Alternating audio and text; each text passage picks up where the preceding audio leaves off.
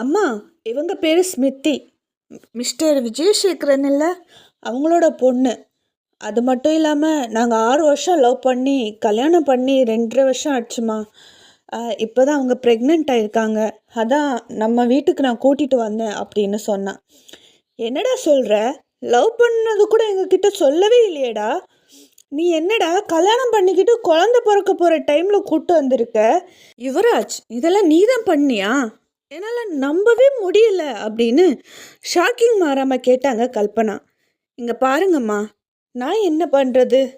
இவங்களை கல்யாணம் பண்ணுறதுக்கு அவங்க அப்பா பெருசு பெருசாக கண்டிஷன் போடுறான். அதெல்லாம் என்னால் பண்ண முடியாது. அதான் நான் அவங்கள கூட்டிகிட்டு கல்யாணம் பண்ணிட்டேன்.